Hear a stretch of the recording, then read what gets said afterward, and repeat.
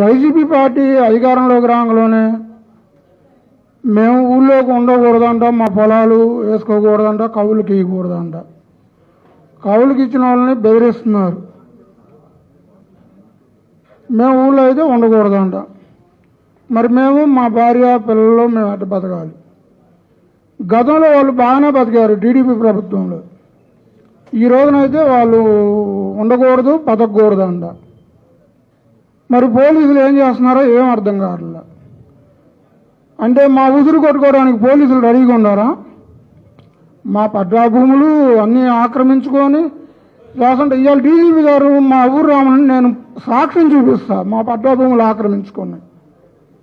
ఏం చేస్తున్నారు పోలీసులు ఏం అర్థం కావట్లేదు. వాళ్ళకి ఎందుకు జీతాలు దేనికి? మా డబ్బులతోనే జీతాలు ఇస్తుంది. వాళ్ళకి వాళ్ళ సర్వర్లుగా ఉండమనండి. ఇంతకుముందు వ్యవస్థ ఎటుంది? బాగుంది. ఇప్పుడు ఎటుంది? అరే పచ్చని చెట్టు వదిలేసుకొని ఎండిపోయిన చెట్టు కింద ఉంటున్నాం. అప్పుడు మనం ఏంటి విషయం? నేను ఒక్కనే కాదు, నాకు భార్య పిల్లలు మా నాన్నగారు. పొలం ఏ నీటి లేదయ్యా అని పోయి అడిగితే మమ్మల్ని వారం రోజులు నన్ను రోజు తిప్పారు స్టేషన్కి. నా భార్య బాగా సెలైన్ పెట్టుకుంటుంటే ఆ అమ్మాయి సెలైన్ తీసేసి నువ్వు స్టేషన్కి వస్తావు రావా అన్నాడు. ఉన్నావా సమాజంలో మనం? అంటే మాకు నెత్తురు, మీకే నెత్తురు ఉంది, మాకు నెత్తురు లేదు. అసలు పోలీసులు ఉన్నారా? ఎంతమంది ఉసురు పట్టుకుంటారో చూడండి. బంగారులాగా అనుభవం ఉంది.